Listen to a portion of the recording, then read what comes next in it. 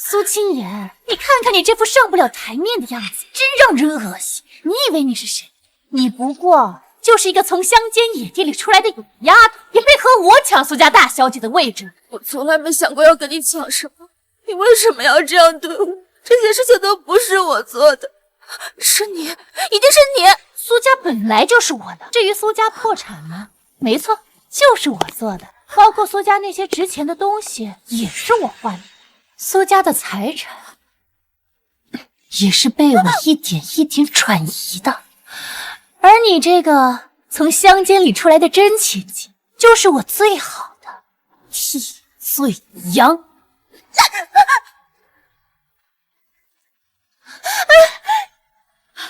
雨然，雨然，你怎么了？妈，爸，哥哥，你们总算来了！青言姐姐趁咱们家没人的时候，竟然把咱们家最后一块祖传的玉佩换成了这个假货。我正想去阻止她，她竟然打我骂我。苏清言，你这个白眼狼，丧门星，我们苏家到底欠了你什么？勾结外人，掏空苏家家产，害我们落到今天这步田地，还不够吗？我没有妈，不是我，是他陷害我，这一切都是他做的。住口！然善良懂事，怎么可能做出这种事？苏家变成今天这样，全都是因为你，是你毁了我们苏家。我告诉你，苏清言，苏家没有你这样的女儿，苏家被你毁成这样，你满意了吗？苏清言就是个祸害，是你毁了我们苏家的平静，毁了我们所有人的生活。我真是瞎了眼，怎么会对你有一丝期待？我后悔，我不该天真的以为你们会给我亲情，我不该回来这个冰冷的牢里，不该被苏雨然的虚伪蒙蔽双眼。如果有来世，我再也不要回到苏家，我要你们所有人都付出代价。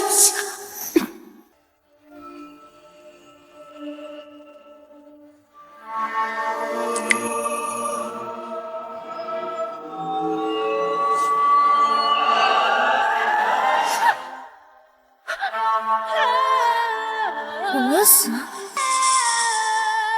我重生了，我竟然重生了！重生在被苏雨然诬陷，彻底害死的当天。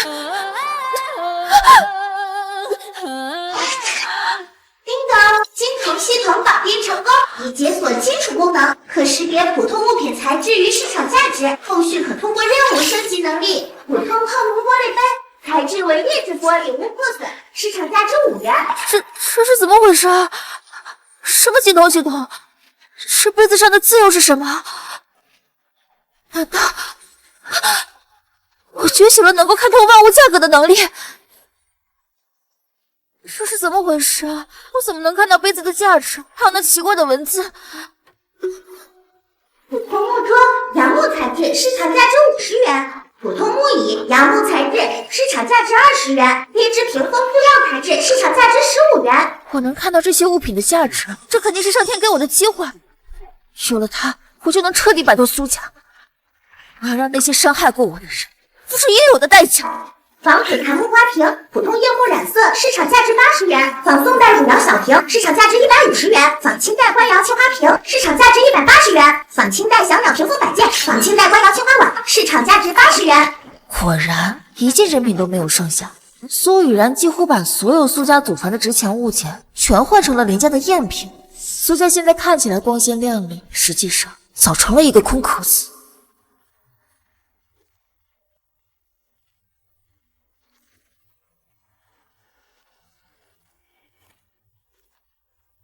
苏清言，你怎么还不滚回你乡下去？打算在苏家待到死啊？苏雨然，你别欺人太甚了，这里本来就是我家。你家？今天我就让你知道，到底是我家还是你家？到底是我说了算还是你说了算？哎呀，我的玉坠呢？我爸爸送给我的平安玉坠怎么不见了？七言姐姐，你有看到我的玉坠吗？七言姐姐，你有看到我的玉坠吗？雨然，怎么了？妈，爸爸前2天送给我的祖传白纸洋玉坠找不到了，刚才还在脖子上。啊？怎么会突然不见了？肯定是你，苏清言，一定是你嫉妒雨然，嫉妒爸爸把祖传的玉佩给了雨然，所以趁他不注意把玉佩偷拿走了。苏清言，是不是你拿的？赶紧把玉坠交出来！雨然心地善良，一直对你忍让，你竟然偷苏家的祖传宝贝，你真是太过分了！苏清言，你真是太让我失望了！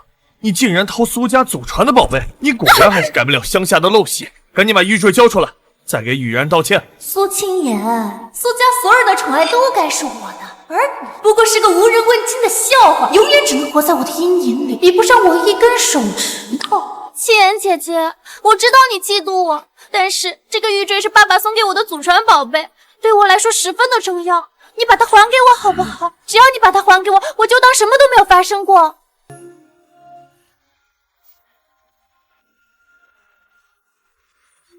仿制玉坠市场价值20元。啊，原来在这里！我没有拿你的玉坠，他根本就没有丢。玉坠就在你裙子左侧的口袋里，是你故意藏起来，想栽赃陷害。这苏雨然，你就这么想置我于死地？清言姐姐，你怎么能这么说我呢？我一直把你当做我的亲姐姐一样看待，我不会做伤害你的事情的。苏清言，你这个没教养的野丫头，还敢污蔑雨然！雨然那么善良，怎么可能做这种事？你偷了玉坠，还倒打一耙，你的脸皮怎么这么厚？够了，苏清言，赶紧把玉坠交出来，给雨然道歉。别给脸不要脸！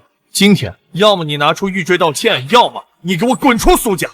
晴雯说的对，你要是不知悔改，那就滚出苏家，从今以后别想再踏进苏家半步。爸妈，哥哥，清言姐姐可能不是故意的，有可能也是我误会她了吧。不用你们赶，我自己会走。从今天开始，我苏清言正式离开苏家。离开苏家？苏清言，你是不是疯糊涂了？你从小在乡下长大，除了苏家给你一口饭吃，你还有什么？你离开了苏家，能活下去？简直是痴心妄想！就是，我看啊，我们就是把你宠坏了，竟然还想着离开苏家。你最好想清楚，别到时候你回来求我们。求你们，你们也配！我苏清言就算在外面冷死、饿死，也绝对不会再回苏家一步。清言姐姐离开了苏家，你什么都不是的，不如你就留下来，我会求爸爸妈妈还有哥哥原谅你。苏雨然，你藏在裙子里的那枚玉坠，还有你送给爸妈哥哥这些所谓的贵重礼物，到底是什么货色？你心知肚明。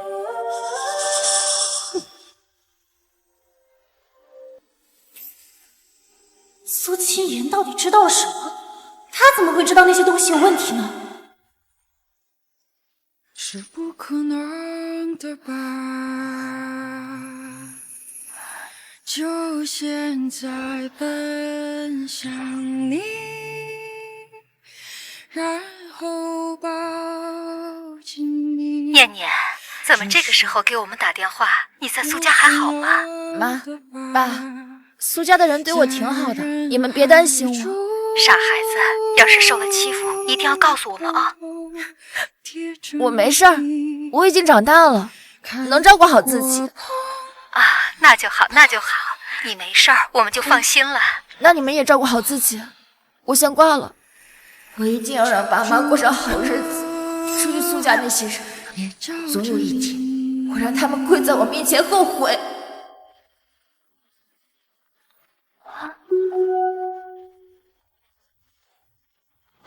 清代王室专用铜锁，纯铜材质，锁身镶嵌细小碎钻，工艺精湛，脑头完好，实际价值约50万。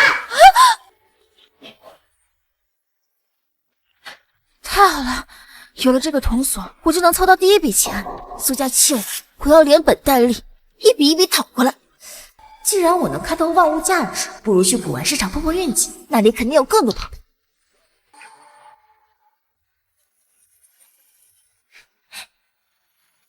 看看小姑娘，我这全是好东西。原价25，市场价值10元，定制陶制小摆件，市场价值8元，仿生蛋陶制器皿，市场价值15元。怎么都是些不值钱的破烂啊？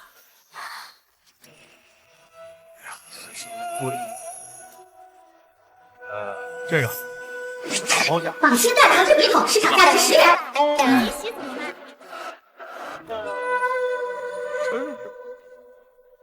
2份香。仿珠串头饰玉镌玉镯，市场价值15元；仿和田玉手镯，市场价值30元。哎，小姑娘，小姑娘，来看看，都是些老物件，挑挑看。仿古硬币，市场价值5元。老板，你这看着都一般啊，没什么像样的，都是些不值钱的大路货。哎，再看看，再看看。清代皇室专用玉佩，和田玉材质，表面有划痕污渍，实际价值约18万。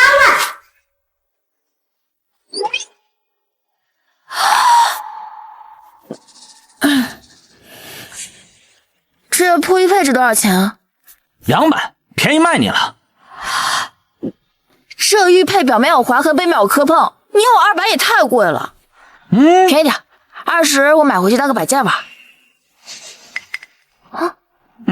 小姑娘，我看你也是真心实意想要，20就20吧。反正啊，这个玉佩也是早上我在旧物市场捡来的，不值什么钱，留着也没什么用。谢谢老板。好嘞，慢走。见好就收。眼下最重要的是将这2件珍品卖掉。听说古云轩老板鉴定眼光精准，不如就去那里看看。看来就是这里了。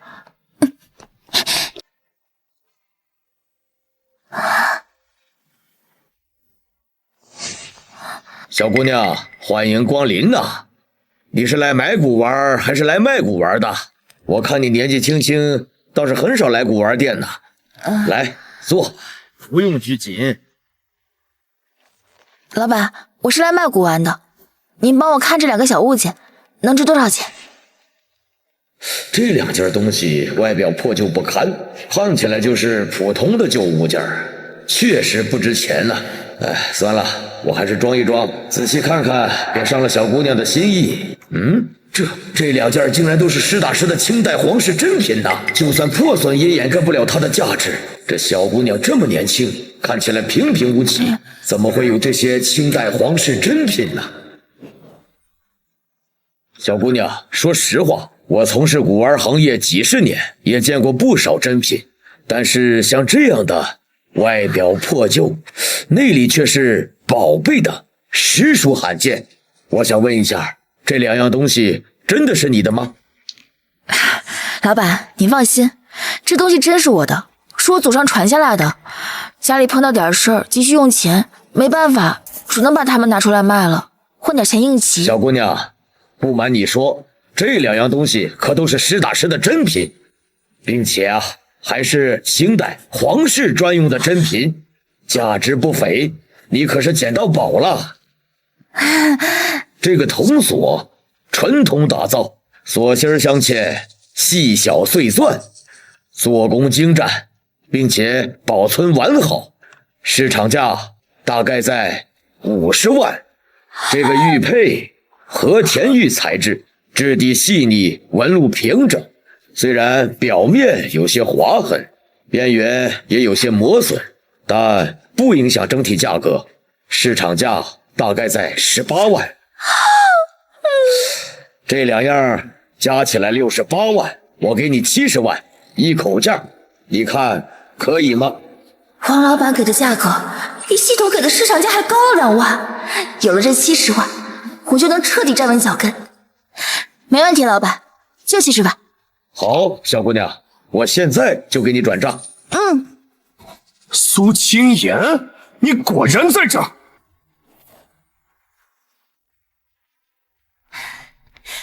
哥哥，我要那种成色上好的玉饰，这样我出席商业酒会的时候才撑得起场面。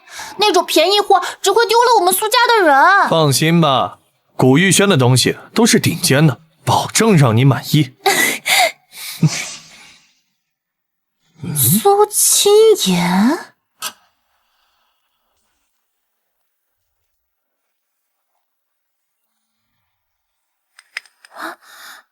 哟，这不是清言姐姐吗？还真是稀客呀！我以为你被苏家赶走之后会流落街头呢，没想到在这儿晃悠啊！苏清言，你怎么在这儿？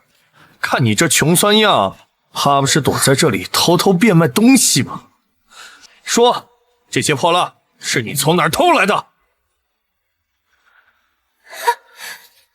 我以为是什么好东西，没想到是2个破铜烂玉啊！苏清言，你说说你是不是穷疯了呀？竟然拿这种垃圾出来骗人啊！我在这里干什么与你无关。两位请慎言，这位姑娘带来的绝非是什么破烂，而是清代皇家御用的铜锁和玉佩，都是罕见的珍品，两者相加，我出70万收购。70万？老板，你是不是老眼昏花了？她一个乡下过来的野丫头，身无分文的，从哪儿来的70万的珍品啊？肯定是骗人的赝品。苏清言，你胆子真大啊！居然拿着假货来古玩行行骗！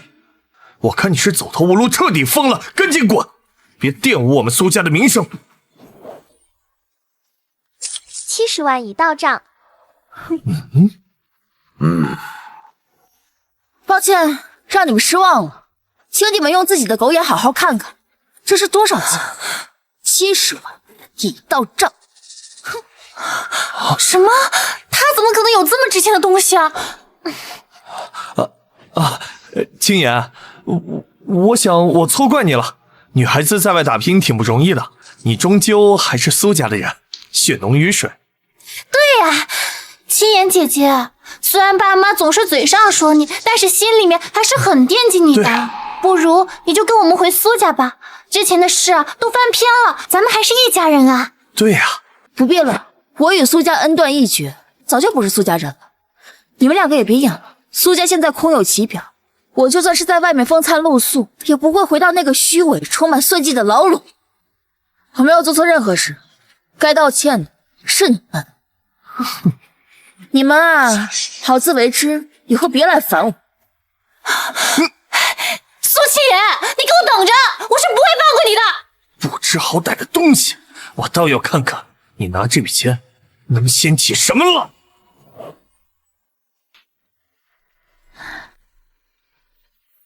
仿品玉毛笔价值5元，仿品玉玺价值10元，仿品银元价值15元。明代和田玉籽料玉佩，质地温润，雕工精美，价值约120万。我去，120万，发财了，发财了！不行不行，我得装一装，不能让老板看出来了。老板，这瓷碗多少钱啊？看起来破破烂烂的，便宜点卖给我，我拿来当个摆设。小姑娘，这瓷碗虽然看起来破，但也是老物件了，一口价30。老板，这破玉佩看着也不值啥钱啊，这样刚好给你50，凑个数，你看如何？行吧行吧行吧，50就50，算我亏本卖给你了。谢谢老板。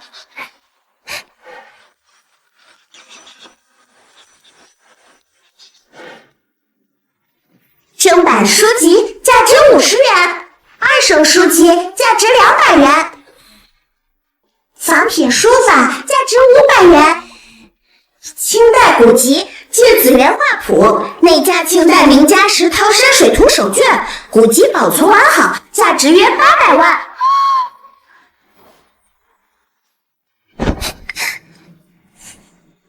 老板，这本书怎么卖啊？小姑娘，我这可是清朝的古籍啊，你拿那本啊5万。老板，你这书这么旧了，里面都泛黄了，你要5万，你怎么不去抢啊？这样吧，老板，便宜点，50卖了，我就当学画画了。哎，小姑娘，这可是清朝古迹呀，50太少了，太少了。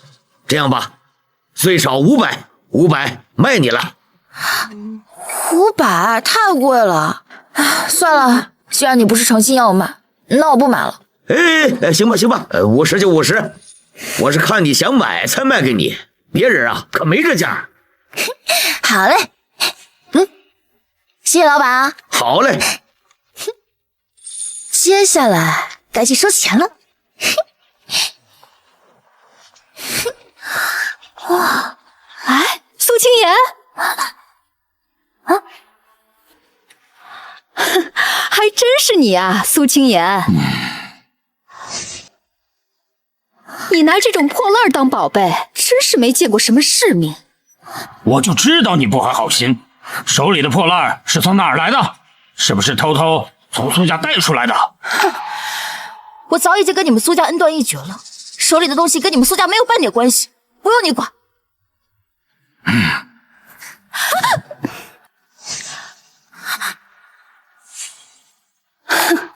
就这种破玉佩也值得你当宝贝？我看呀，你就是穷疯了，连这种垃圾也当成是救命稻草。苏青言，我不管你这些东西是从哪儿买的，赶紧给我回去！你一个女孩子在外面游荡，简直是丢苏家的脸面！把东西还我！我不会跟你们回苏家的，我也不会丢苏家人的脸了，因为苏家人的脸面早就被苏雨然给丢尽了。你还敢提雨然，都是你这个丧门星毁了苏家！今天必须跟我回去给雨然道歉，把你手里的东西都交出来！别跟他废话，他手里说不定还有从苏家偷来的东西，带回去好好审问。把东西给我！我不会跟你们回苏家，你们与其在这里盯着我，不如回去好好查查他到底要把苏家的资产转移到哪里，免得最后落得一无所有的下场。你胡说八道！雨然那么善良懂事，怎么可能做这种事？分明是你嫉妒雨然，故意污蔑他。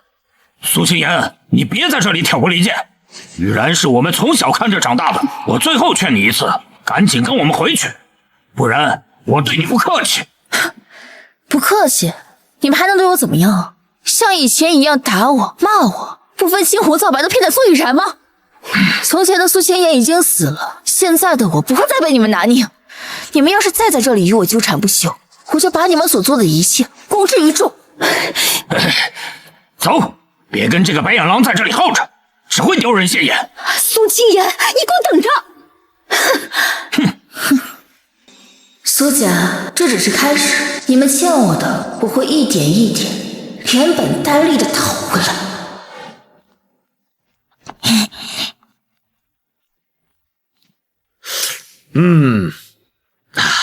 青言小姐，你这次又带来了什么好东西呀？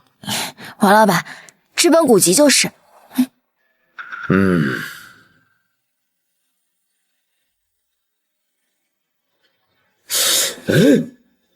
这玉佩质地温润，雕工精美，这是明代和田玉籽料玉佩珍品呐。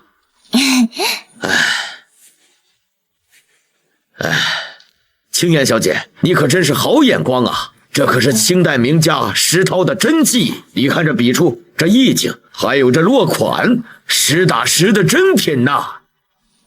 青言小姐，根据我多年的经验，这幅山水图至少要价值800万，还有这个明代和田玉籽料玉佩，至少120万。真的吗，王老板？青言小姐愿意出售的话，我给你1000万，你看如何？1000万！发财了，发财了！这下真发财了！这可是1000万呢！青言小姐，你年纪轻轻，鉴宝眼光却这么精准，真是难得。你上次带来的铜锁还有玉佩，我转手就赚了很多钱。现在说起来，还要好好谢谢你。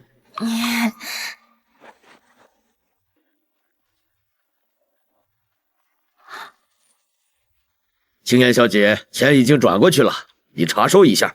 我已经收到了，多谢王老板。下周我的古玩品鉴会邀请了业内不少收藏家、鉴定师和古玩商。这青言小姐年纪轻轻，眼光却毒辣得很。若是能请她来当特邀鉴定师，定然能撑场面。王老板。没什么没什么，就是觉得青言小姐你年纪轻轻，眼光却这么独到，我在这行混了几十年，像你这样的眼光还真是少见啊。王老板客气了，我就是单纯运气好，碰到些合心意的东西，跟您比起来还是要多学习的。说起来，下周一我要办一场古玩品鉴会，圈子里不少熟人都会来，还会摆上很多珍品。你要是有兴趣，也可以一起来看看。真的吗，王老板？那太好了，我要是得空一定去见识见识，和您还有那些前辈们学习学习。好啊，到时候我提前通知你，带你好好逛一逛，让你多认识一些圈内人，以后啊，在这行发展也好多一些朋友。那就谢谢王老板了，以后请你多多关照。爸妈，你们可一定要替我做主啊！我今天和哥哥去古玉轩选玉饰，竟然碰到苏清言那个贱人了。我的乖女儿，怎么了？是不是他欺负你了？他一个被苏家赶出去的野丫头，也敢在你面前放肆？慌慌张张的，慢慢说，他到底做什么了？妈，他哪里是欺负我，他分明是在我面前故意炫耀的。我跟哥哥碰到他的时候，他正在古玉轩卖东西，还是2块破铜烂玉。那古玉轩的老板居然说是什么清代皇室珍品，给了他70万啊！70万？他怎么可能有那么值钱的东西？肯定是偷的，说不定就是他当初从苏家偷偷带走的祖传宝贝，现在拿去变卖。这个白眼狼真是没良心！爸妈，他说的都是真的，我们一开始也不信，那可是古运轩老板亲口说的，而且他手机都收到转账提示了，他还故意污蔑雨然，说一切都是雨然造成的，说苏家早就空有其表。反了他了！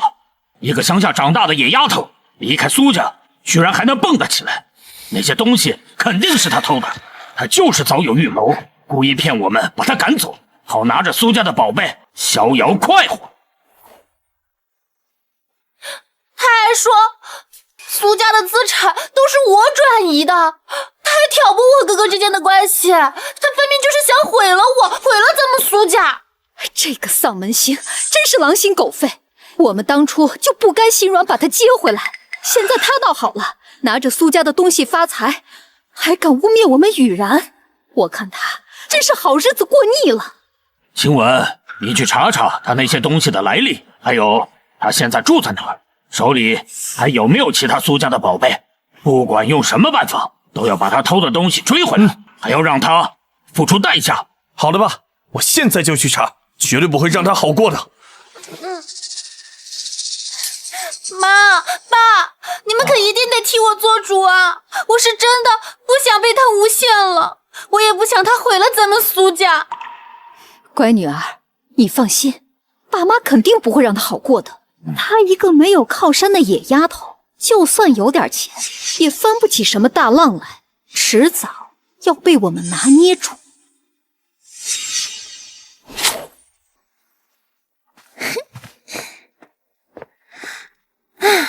天色不早了，明天再来看看吧。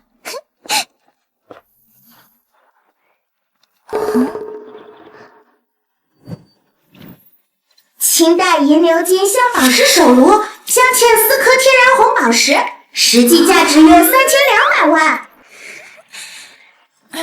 小姑娘，你又来了，看看今天想买点什么？老板，这破炉子是什么东西啊？看着灰扑扑的，上面鎏金都掉了，摆着都嫌占地方。小姑娘，这可是老物件，听说是以前大户人家用的暖手炉，破是破了点，但是实打实的老铜鎏金，一口价200块。200块？老板，你搁这坑人呢？你这都快散架了，还掉了这么多漆，顶多20块，多1分我都不掏。反正也是买回来当摆件的。这手炉放了好久都没人要，再放下去就彻底废了。反正这是我在垃圾堆里找到的，能赚20，总比1分没有好啊。行吧，20就20，我亏点，赶紧拿走。谢谢老板。苏清言，你怎么在这里？这不是苏清言吗？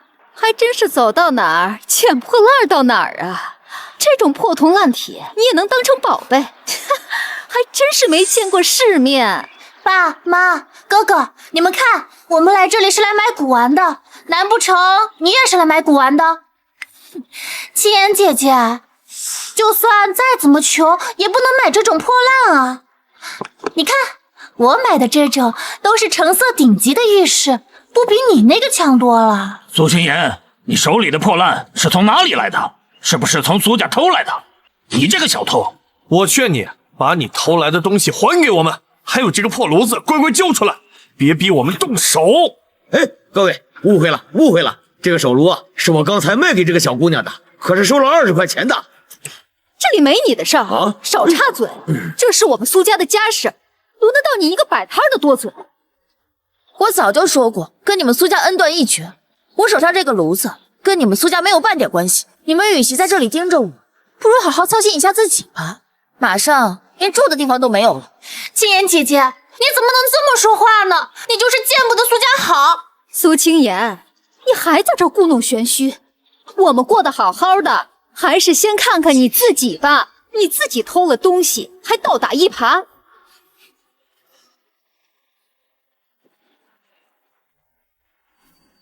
石英岩染色仿和田玉，价值约500元。他手里那个所谓顶级玉饰，不过是石英岩染色仿和田玉，价值不过500块，也好意思拿出来炫耀啊？我这个破炉子不比他那个仿真的赝品强。你们要是有眼光，就不会被苏雨然蒙在鼓里，更不会在这里纠缠我。你少在这里胡说八道！这个20块钱买的破炉子，敢跟雨然的玉饰比，我看你是穷疯了！懒得跟你多费口舌，反正你们也看不懂什么是宝贝，只会被苏雨然牵着鼻子走。过不了多久，你们就会知道我到底有没有在胡说。你苏青妍，你给我等着，我是不会放过你的。哎，晴雯，查清楚他住在哪里，还有他手里这个手炉的底细，一定要把我们苏家的东西拿回来。青妍小姐又来了，这次带来了什么好宝贝呀？王老板，这次是个小手炉，麻烦您帮我看看成色和价值。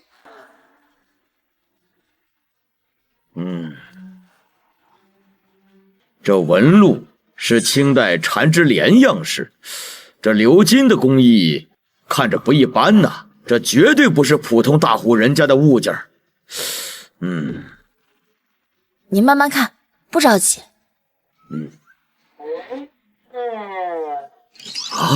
青妍小姐，你真是个鉴宝奇才呀！这哪是普通手炉啊，这是清代银鎏金镶宝石手炉，而且看落款，大概是皇室宗亲所用的。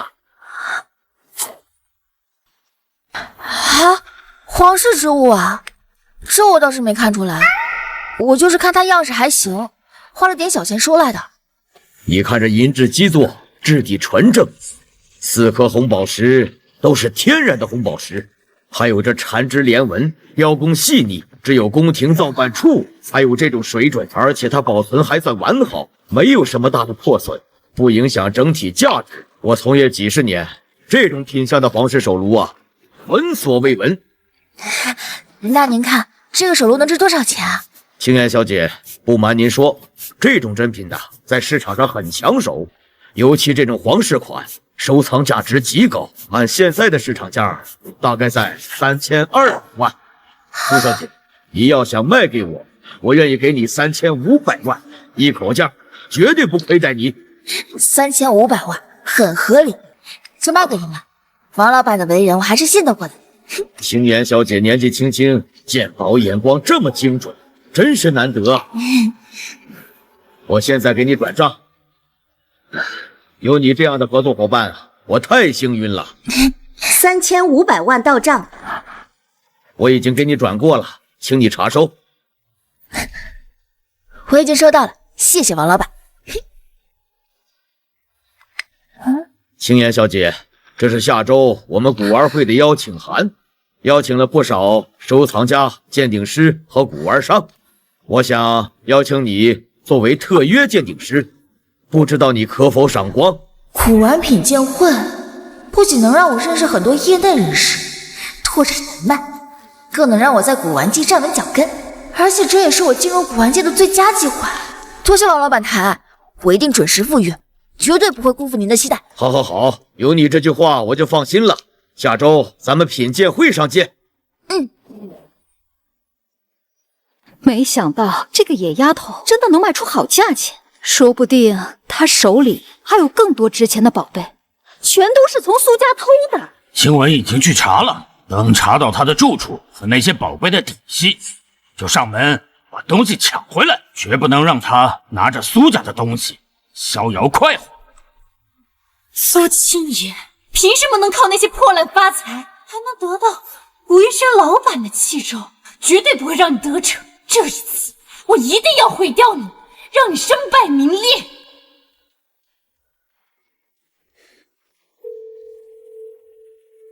喂，周老板，我要你帮我一个忙，钱不是问题，只要你做好了，我会给你一笔丰厚的报酬。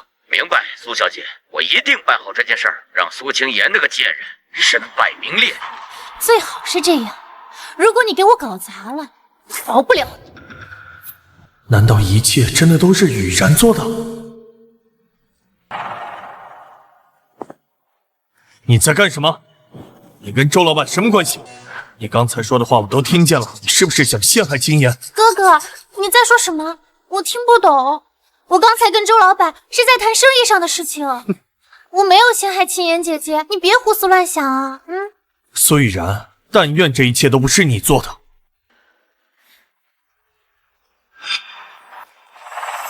苏清文，就算你听到了又怎么样？你根本阻止不了我。苏青言，这一次我一定要毁了你！欢迎大家莅临今天的古玩品鉴会。今天我们不仅聚集了众多的珍稀珍宝，还邀请了特邀鉴宝师苏青言小姐。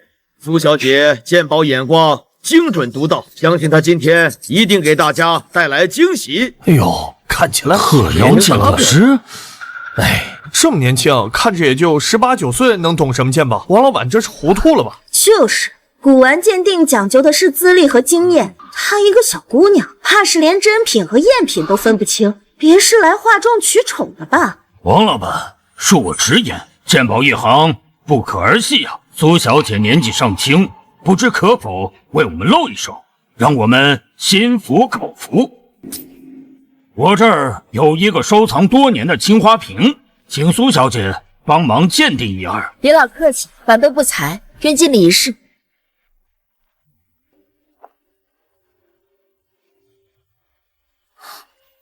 仿明代宣德青花缠枝莲瓶，现代仿品，陶土材质，做旧处理，青花颜料为化学原料，瓶底落款伪造，市场价值约800元。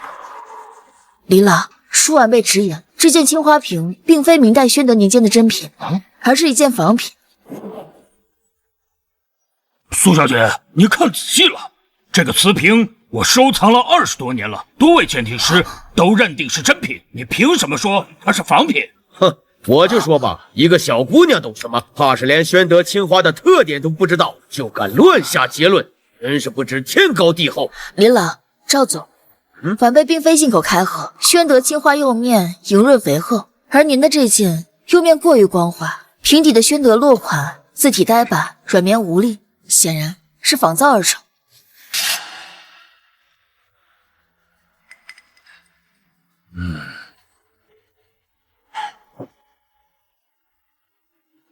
苏小姐年纪轻轻，鉴宝眼光却如此精准，老朽自愧不如，都是我太过固执，错把仿品当真品。多谢苏小姐指点迷津。林老客气，晚辈只是侥幸看出了端倪，在各位长辈面前还需要多加学习。哎呦，厉害呀！真是厉害，真是后生可畏啊！年纪轻轻就能看出这样的仿品，而且说的头头是道，太厉害了。是啊，看来王老板没有看错人，这位苏小姐确实是有真本事的。确实厉害。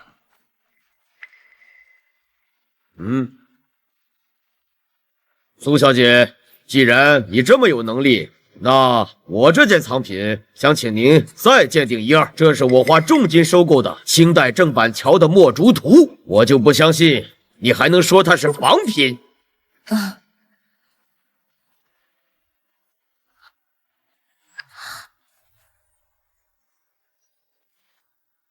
仿清代正版桥墨竹图，现代临摹，宣纸作旧，笔触僵硬，落款和印章均为伪造，市场价值约5000元。少总，这件正板桥的墨竹图也是一件仿品。胡说八道！这是我花200万收购的，怎么可能是仿品？你是不是故意和我作对，想坏我名声？少总，晚辈并非是要和您作对，这件字画确实是一件仿品。正板桥的墨竹以苍劲有力、错落有致著称，而您的这件墨色单一，完全没有正板桥的神韵。还有这幅字画的落款，显然是仿造而成。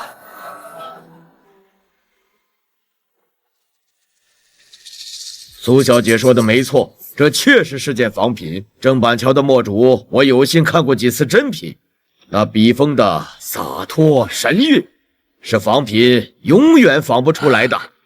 你这幅啊，确实差太远了。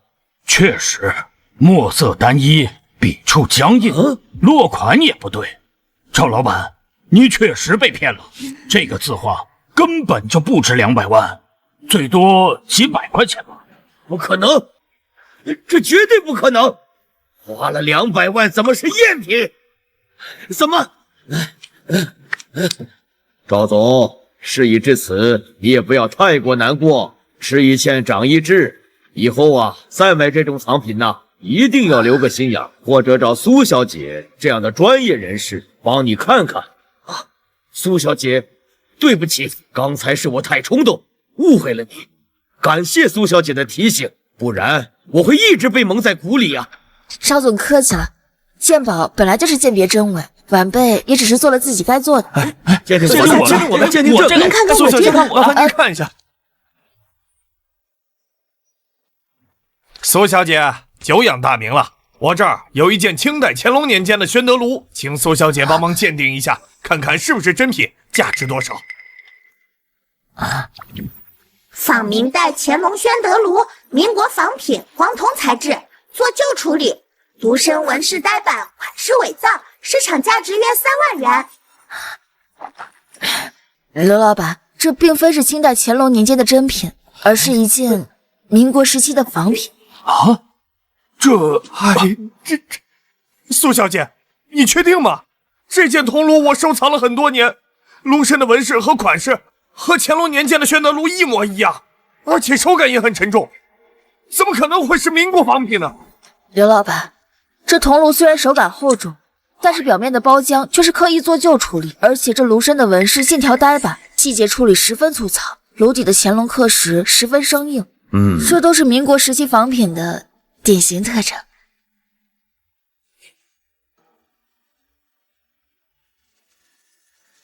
苏小姐说的没错，这件确实是民国仿品。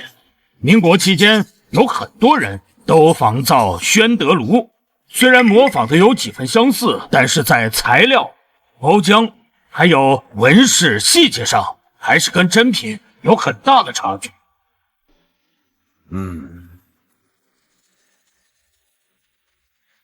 这清代乾隆宣德炉质地精良，手感沉重却不笨拙。这个铜炉啊，虽然也沉重，但手感略显笨拙，包浆也确实是做旧的。苏小姐眼光精准呐！唉，看来我又被骗了。本以为自己捡了个宝贝，没想到它竟然是个民国仿品。唉，多谢苏小姐，不然我还会一直被蒙在鼓里。刘老板不必气馁，玩收藏本来就是一个不断学习的过程，难免会有看走眼的时候。更何况这是一件民国时期的宣德炉，虽然比不上乾隆时期的真品，但也有些收藏价值。说得好啊！青岩小姐做得好，没有辜负我对你的期望啊！多谢王老板信任，我只是做了自己该做的事情。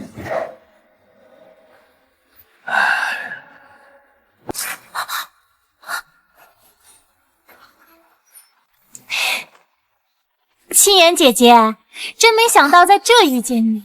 看来你被苏家赶走之后过得还不错嘛，还当上了特邀鉴定师，真是让人刮目相看。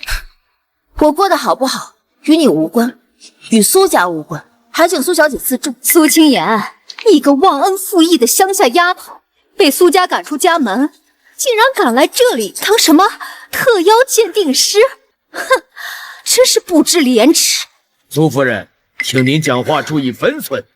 青言小姐是我本次鉴定会请来的特邀鉴定师，并且深受来宾们的认可，请你不要再胡言乱语，扰乱我们品鉴会的秩序。王老板，这是苏家的家事，与你无关，还请你不要多管闲事。苏清言是我们苏家的人，哪怕是离开苏家，也改不了他忘恩负义的本性。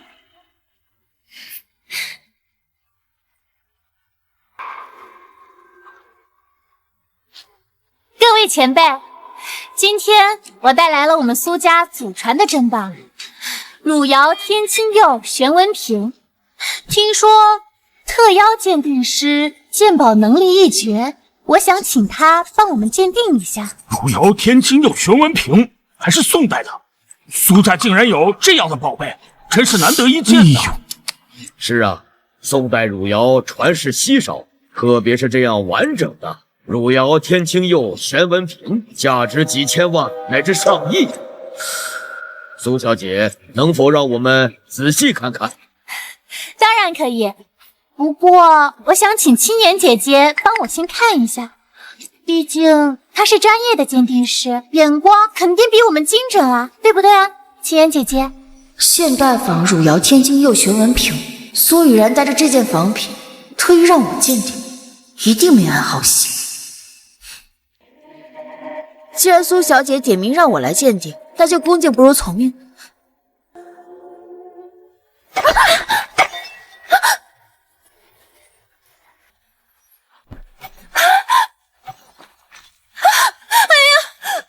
啊！青言姐姐，你怎么这么不小心啊？你明明知道这是我们家祖传的宝贝，这么贵重，竟然故意把它摔碎！哎呦，苏清言，你是不是故意的？你嫉妒雨然有这么贵重的祖传宝贝，就故意把它摔坏，安个什么心？忘恩负义的白眼狼，走到哪里毁到哪里！苏清言，我们好心把你从乡下接回来，你不仅不知道感恩，反而勾结外人，掏空苏家的家产，被赶出苏家还不知悔改。如今你见雨然有这么贵重的珍品，你就故意打碎它。你这种人根本就不配站在这里，更不配当什么特邀鉴定师。这件汝窑瓶是苏家祖传的珍品，我当年刚到苏家的时候，还亲手擦拭过这件古窑的。它质地温润，色泽天青，是实打实的宋代古窑珍品，价值至少在数千万。太过分了，这个苏清言真是恶毒，嫉妒心这么强，竟然把这么贵重的国宝摔碎了。就是这种心术不正、忘恩负义的人，根本不配在古玩圈立足，把他赶出去！不是，我没有故意摔碎它，是苏雨然自己松了手，是他故意想摔碎陷害我。乡下出身就是乡下出身，骨子里的恶毒是改不了的。瓶子明明是在你手里摔碎的，所有的人都看到了，你竟然还敢污蔑是雨然自己松开的手。没见过什么世面，见不得别人好，嫉妒雨然有这么贵重的宝贝，就故意把它摔坏，现在还想倒打一耙，你的脸皮怎么这么厚？王老板，我劝你赶紧把这个恶毒的丫头赶走，免得连累你的古玉轩，毁了你多年的名声。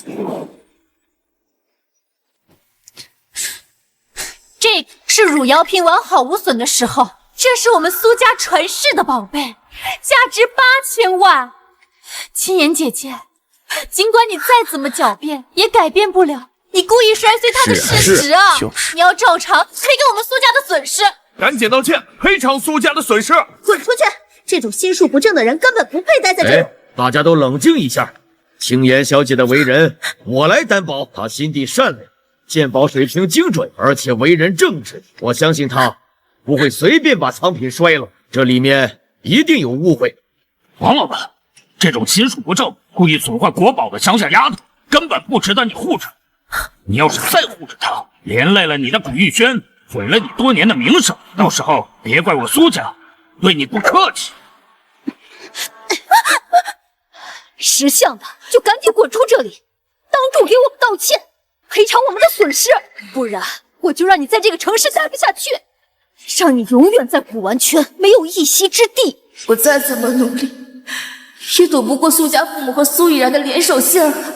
没人会相信一个乡下来的丫头。可是我不甘心，我明明没有做错。苏夫人，你们太不像话了！光天化日之下，你们就敢动手伤人？青岩是无辜的，你们这样咄咄逼人，就不怕遭人唾弃吗？苏青岩这个小贱人，给了你什么好处，让你这么护着他？难不成是用了什么见不得人的手段？赶紧赔钱道歉，别在这儿装可怜了！你就是个恶毒的骗子！滚出去！这种忘恩负义的人不配待在这里。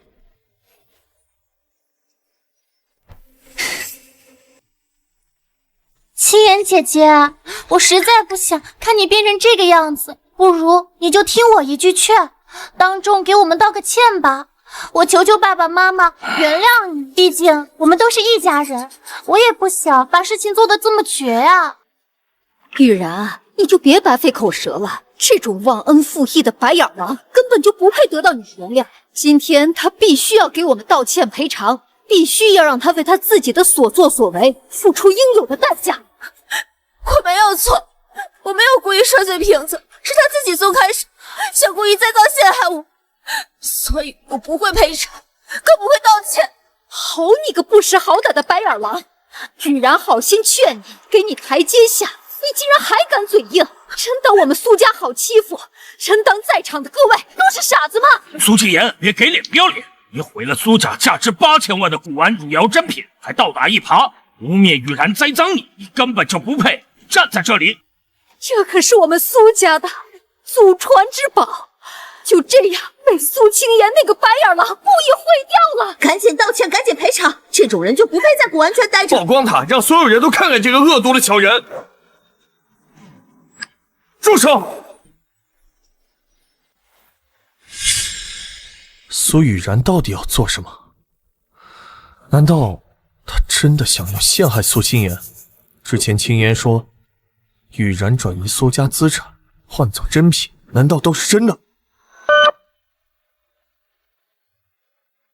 现在立刻来一趟我的办公室，给你安排一项紧急任务。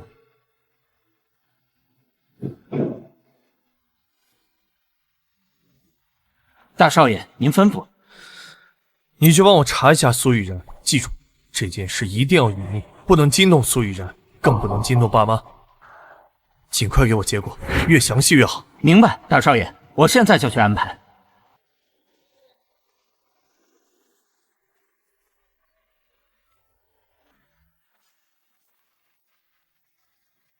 大少爷，所有的事情都查清楚了，这是我们整理好的资料，还有相关的证据。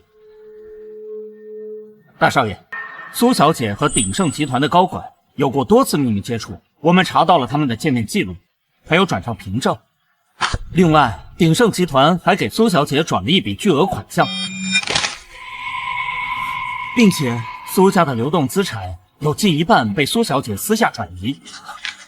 她送给您和苏董、苏夫人的礼物，还有她常炫耀的藏品，大多是廉价仿品，真品都被她偷偷卖掉变现了。这是鉴定报告 ，U 盘里面是我们拍到的视频。我们还查到了苏青岩小姐被诬陷偷玉坠，被指责毁掉苏家，都是苏小姐一手精心策划的。她的目的就是为了把青岩小姐赶出苏家。原来青岩说的都是真的，我一直被苏雨然蒙蔽，一次次的伤害了青岩。不行，我不能再让青岩受委屈了。我要去揭穿苏雨然的真面目，为青岩讨回公道，弥补我对他的亏欠。对，大少爷，这是我在青岩小姐房间找到的日记本啊。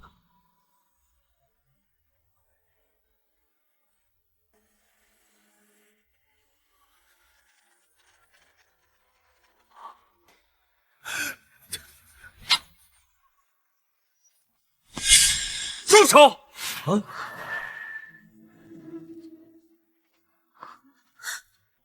都给我住手！你们谁也不许欺负青岩！这不是苏家大少爷吗？他怎么帮着这个白眼狼说话？是啊，之前听说他对苏青岩也很刻薄，怎么突然变了？难道这里面真的有隐情？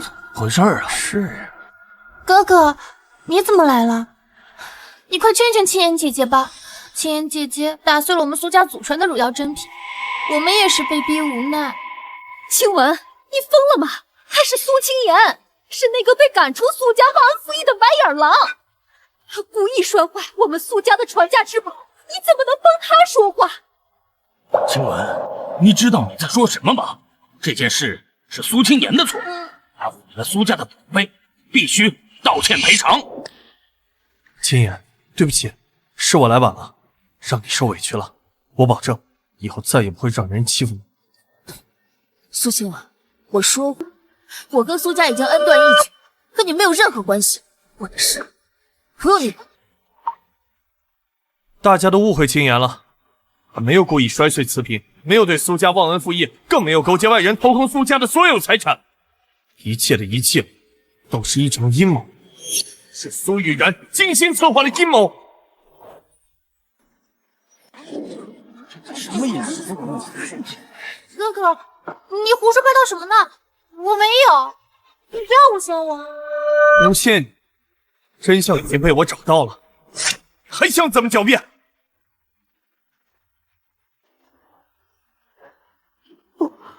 不是的，怎么会是玉然？不是我，是他们两个联合起来陷害我，我没有。诬陷你，这是青妍这些年写的日记，里面记录了她是如何被你刁难、被爸妈打骂、被你栽赃陷害的所有事情。你还要怎么狡辩？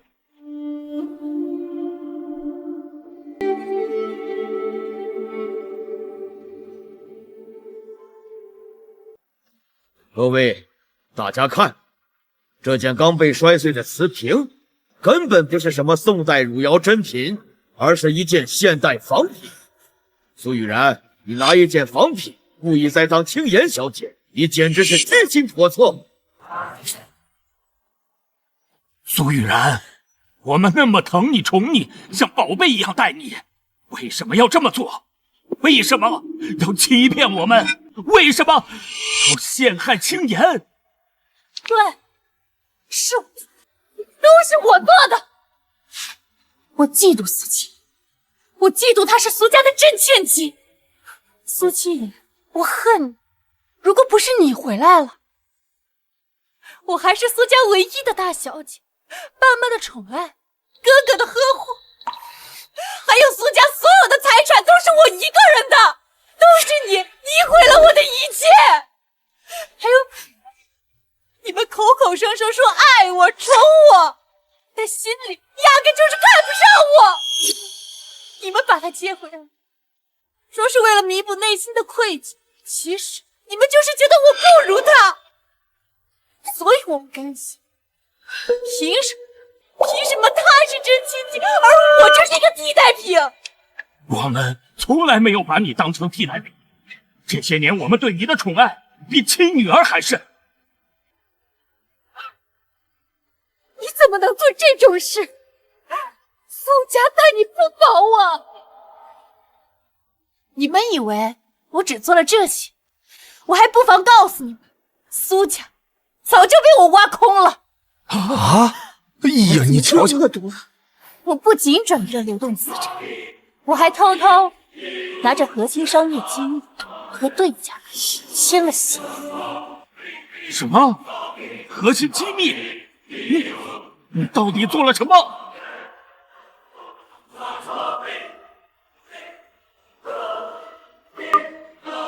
苏董，不好了！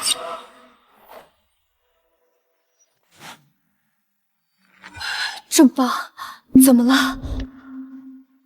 是不是公司出事了？高管说的是真的吗？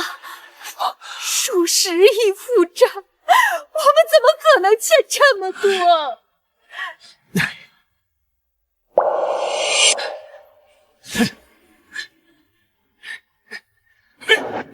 你这个孽障，你到底做了什么？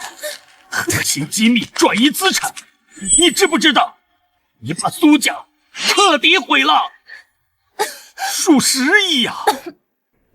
我们怎么赔得起？苏总，不好了！鼎盛集团突然发布了我们的核心供应数据，还推出了和我们新品一模一样的产品，价格比我们低3成。现在我们的客户大面积流失，我们的股票直线暴跌70%，银行也发来催款通知，要求我们偿还巨额贷款，加上之前被转移的资产，我们现在负债高达数10亿。什么？我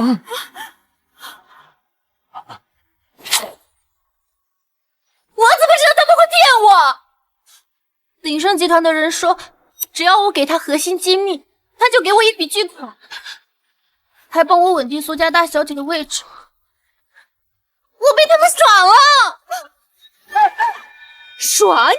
若不是你贪得无厌，我们怎么会落到今天这步田地？你这个白眼狼，我宠你这么多年，真是瞎了眼了！妈，你们现在说这些有什么用？当初要不是你们非要从乡下把苏清言接回，如果你们心里面只有我一个，我会这么做吗？说到了，还是你们对不起我。你害了苏家，害了爸妈，还有青言受过的苦，你有什么资格不甘心啊？赶紧把你转移的资产交出来，还有鼎盛集团给你的钱全部交出来。我转移的资产都被我买成了奢侈品和房产，鼎盛集团给我的钱也花的差不多，我没钱了。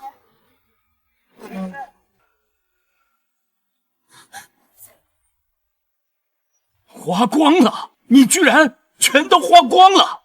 那是苏家的根基，是我们所有人的命啊！你这个畜生，你把苏家彻底毁了！我不是故意的，我也没想到他会骗我。你这个畜生，你把我们害惨了！爸妈，我们现在要做的是筹钱。你把你买的珠宝首饰还有房产全部拿出来变卖，还有那些值钱的东西，一丝都不能留，听见了吗？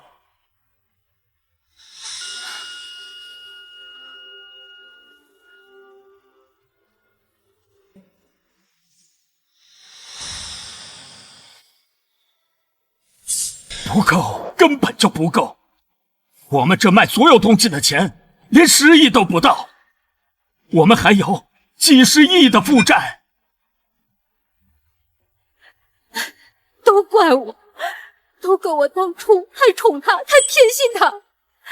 要是我当初能对青言好一点，能早点发现雨然的真面目，我们怎么会落到今天这步田地？没有办法了，只能卖祖宅，卖家里所有剩下的东西，哪怕倾家荡产，也要先还上一部分债，不然的话，我们所有人都要去坐牢。苏家没了，彻底没了。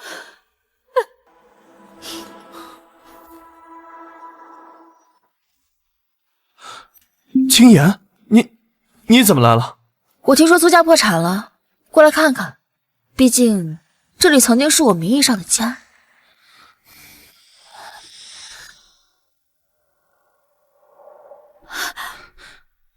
青言，青言，对不起，是我们对不起你，是爸妈糊涂，是爸妈偏心。当初我们不该那样对你，不该被雨然蒙蔽，不该冤枉你。求你原谅我们好不好？对不起，一句对不起能消除我这些年在苏家受的所有委屈吗？一句对不起能抹除你们对我所有的打骂、污蔑和伤害吗？你们说你们爱我、疼我，可你们从来没给过我一丝丝的温暖。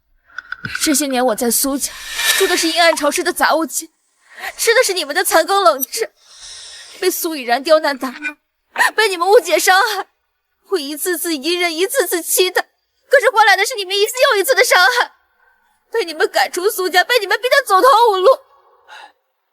我曾真心爱过这个家，爱过你们每一个人，可你们却毁了我所有的期待和真心。现在跟我说对不起，想要弥补，我不需要了，我也不稀罕了。青言，是爸爸错了，爸爸不该不分青红皂白就骂你打你，不该不相信你，不该把苏家的宝贝交给雨然那个孽障，是爸爸毁了你在苏家的日子，求你帮帮我们好不好？请我帮你。当初你们把我赶出苏家，说我是乡下来的野丫头，说我离开了苏家吃不到一口饱饭，说我这一辈子都不会有出息的时候，怎么没想过会求我？当初我被苏雨然诬陷，被你们不分青红皂白打骂指责的时候，你们怎么没有想过会有今天？苏青言，你少在这里幸灾乐祸了，你是不是故意来恶心我们的？是不是苏家破产了你特别开心啊？我告诉你，就算苏家破产了，我也不会让你好过的。给我闭嘴！到现在你还不知悔改，要不是你，我们苏家也不会这样，苏青言也不会受这样委屈。你有什么脸来指责苏青言啊？我闭嘴！我凭什么闭嘴？错的是苏青言，如果不是你回来，我还是苏家的大小姐，爸妈还是宠爱我一个人，苏家也不会到今天这步田地。你变卖苏家家产，泄露商业机密，你所做的一切都是你自己的选择，跟我没有半点关系。苏家今天的下场都是你的咎由自取。青言，你这次回来是不是愿意帮我们？只要你愿意帮我们，你要我们做什么都可以。我们一定好好补偿你，再也不会偏心雨然，不会让你受任何委屈。对，青言，只要你愿意帮我们，你说什么都算。苏家的一切以后都是你的，以后我们再也不会把你当外人。青言，我之前对你不好，我知道，我对不起你，我不求你原谅我，但是给我一个弥补你的机会，不管你原不原谅我，我都不会怪你。妈，你不能这样，他是苏青言，他是来害我们的，就算我们家破产了，我们去坐牢，我们也不能求他。闭嘴！都是因为你，我们才落到今天这步田地，你还有脸在这里挑拨离间？要不是因为你，我们怎么可能去求青言帮忙？妈，我都是为了你们好啊！苏青言他根本不是真心要帮我们，就是存心要看我们出丑，霸占苏家的一切，我们不能被他骗了呀！我不会帮你们，至少不会白帮你们。今天我来这里是要拿回属于我的东西。当年我养母留给我一块玉佩，被苏雨然换成了一块赝品，我要拿回那块真品。另外，我养父母给我留了一笔钱，被你们没收了，我也要拿回来。我不知道什么玉佩，更不知道什么钱，你别冤枉我！还在狡辩？我都查过了，青言养母给他的玉佩，真的确实在你这儿。不过你把赝品换回了家里，还有他养父母给他的钱，也被你偷走了。不是的，我没有。我再给你们一点时间，好好想一想，到底要不要把我的东西还给我。如果你们不愿意，那我也就没必要在这里浪费时间了。虽然我再给你最后一次机会，你到底拿还是不拿？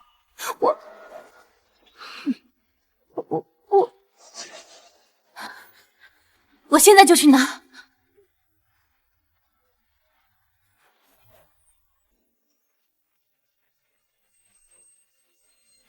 给你，都给你。这里面的玉佩我没敢卖，一直在里面。关于你养父母给你的钱，我花了一点，剩下的都在里面。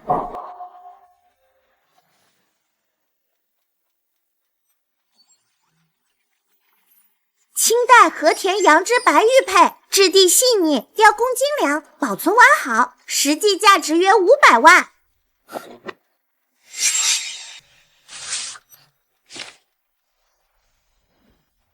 东西我拿到了，从今天开始，我与苏家再无任何牵连，不管是恩怨还是亏欠，一笔勾销。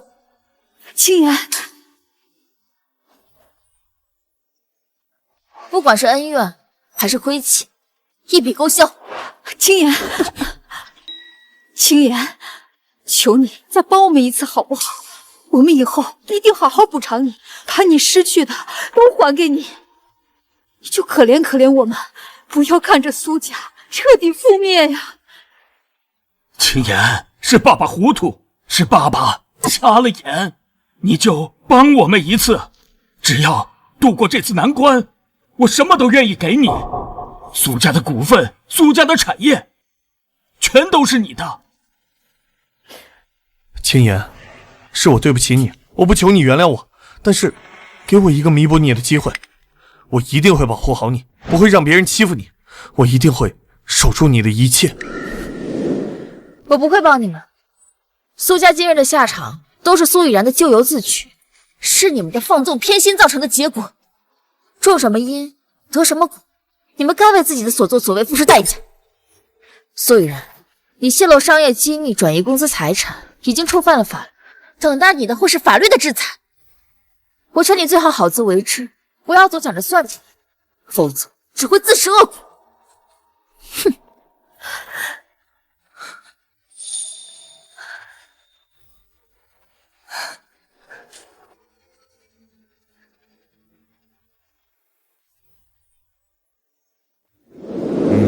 这就对了，跟着自己的心意走。青言小姐，我知道你心里不好受，但已经做得很好了。你没有被仇恨裹挟，也没有为他们的道歉而轻易的妥协，坚守本心，不卑不亢，这就够了。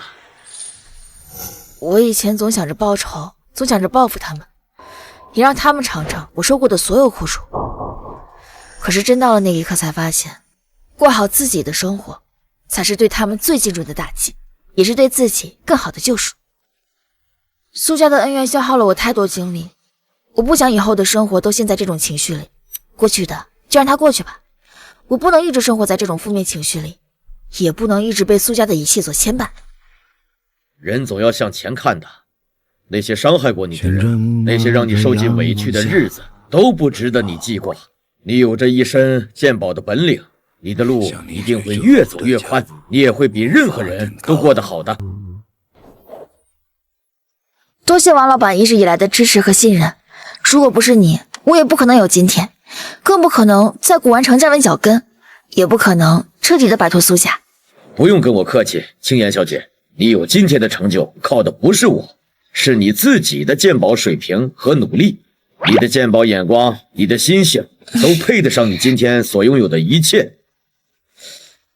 对了，之前我跟你提到过的，让你担任古运轩的首席鉴定师，这个事儿你考虑的怎么样了？王老板，我答应您，您放心，我一定不会辜负您的信任和期待。好，好，好，有你这句话，我就放心了。王老板，那我走了。啊。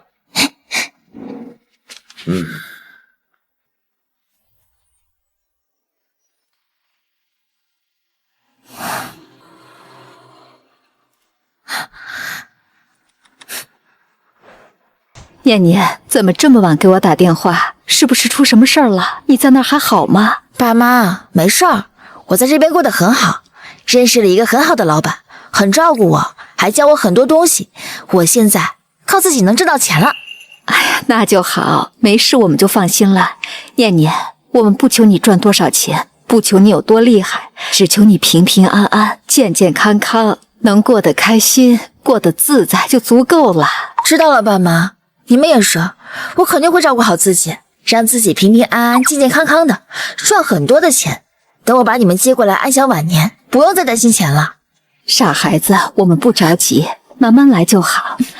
我们在乡下过得很好，很自在，不用惦记我们，好好做自己的事情，好好照顾自己就足够了啊。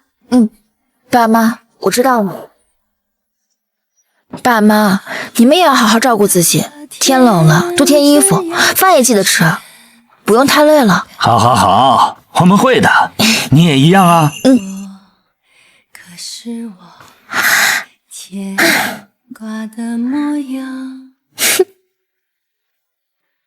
青言啊，这段时间辛苦你了。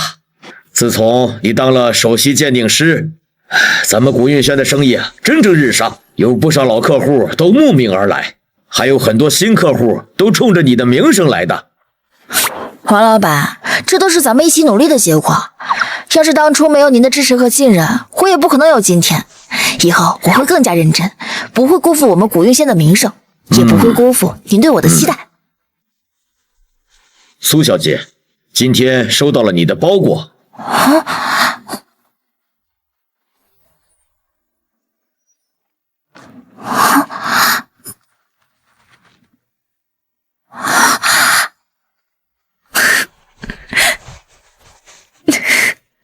爸妈，你们还是这么爱操心。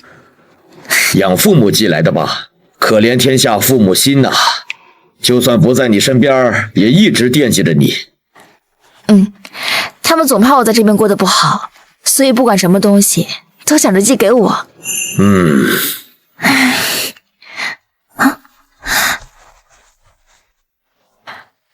喂，张中介，请问我看中的这套房子事情有眉目了吗？苏小姐，恭喜你啊！那套江景房的业主已经同意你的报价了，手续我已经帮你整理好了，你什么时候有空过来签一下合同就可以了。太好了，我明天一早就去，麻烦你了。应该的，苏小姐。对了，跟你同步下，你那套房子是业主急速变现的，之前挂了挺久的，业主那边要求签完合同尽快结清尾款，咱这没问题吧？没问题，尾款早就准备好了，明天一并办理。好的，苏小姐。由于业主比较急，明天业主会亲自上门找人办理。好。看样子房子的事情敲定了。是啊，我之前看中的那套江景房，业主同意报价了，明天准备合同，办理过户。挺好的，那套房我也知道，不管是地段、采光，都非常符合你和养父母一起住。你们以后一家人团圆了。是啊，等手续办完，我立马把爸妈接过来，让他们好好享享福，再也不用在乡下操劳了。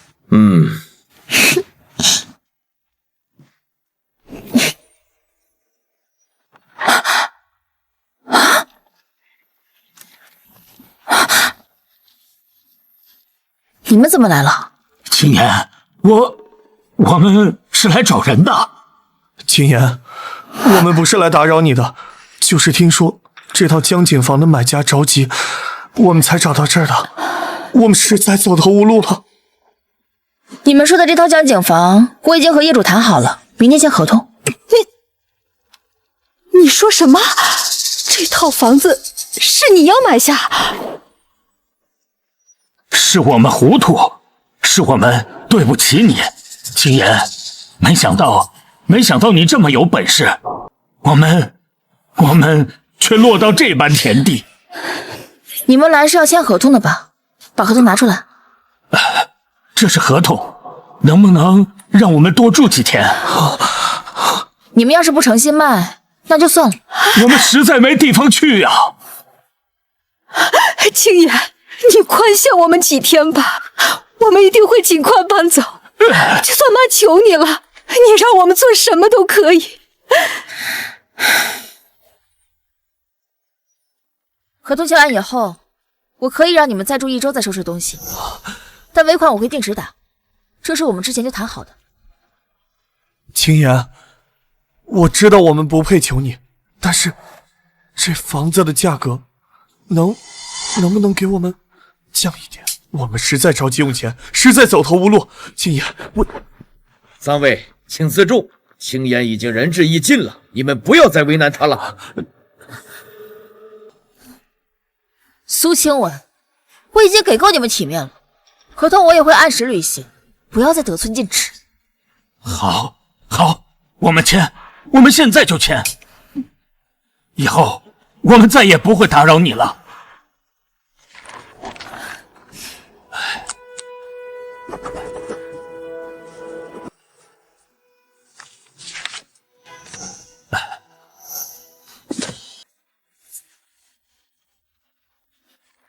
签完合同之后，尾款会定时打给你们，1周以后我来收好。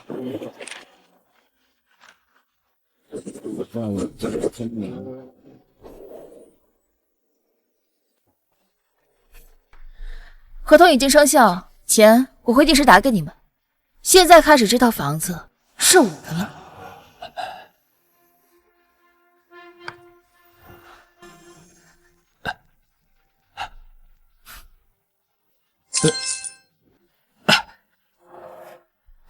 青岩，谢谢你，谢谢你没有赶尽杀绝，谢谢你给我们一条生路。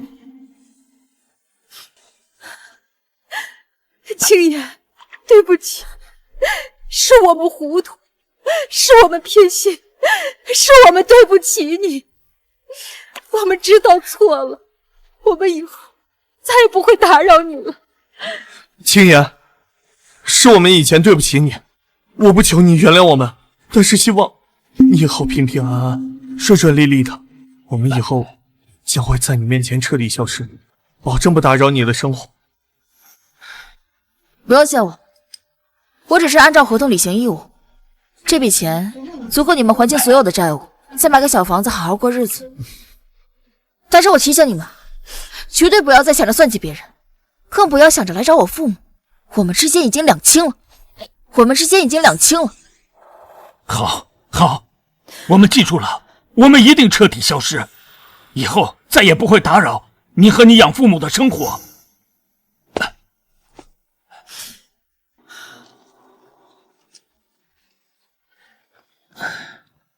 苏小姐，你已经仁至义尽了，换做别人不会这么轻易放过他们。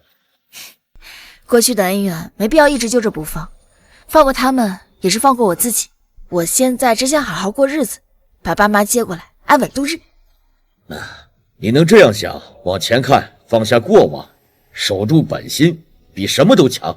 以后有古运轩在，有我在，谁也不会欺负你。多谢王老板，这些日子多亏了您的支持和信任，我才能有今天。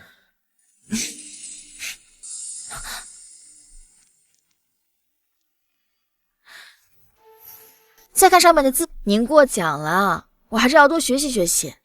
您在这行深耕10几年，我还有好多地方要好好琢磨琢磨呢。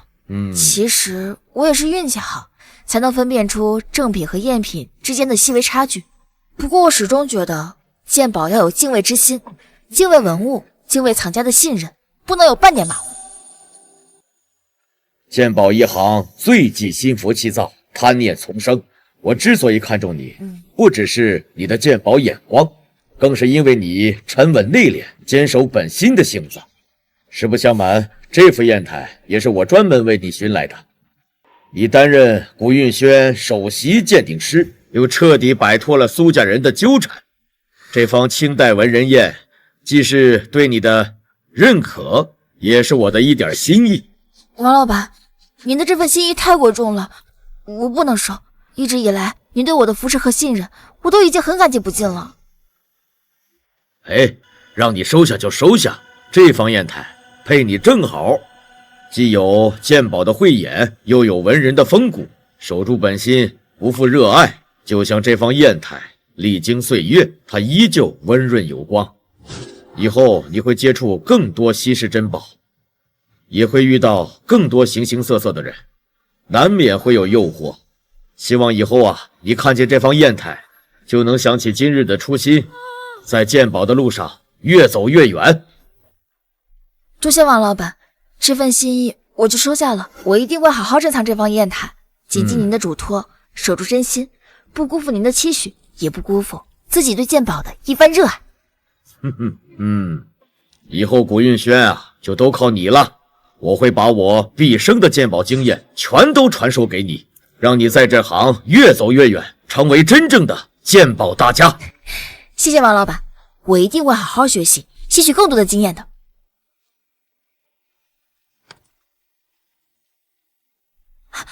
太好了，王老板，中介那边说房子手续都已经办完了，下周我就能把爸妈接过来了。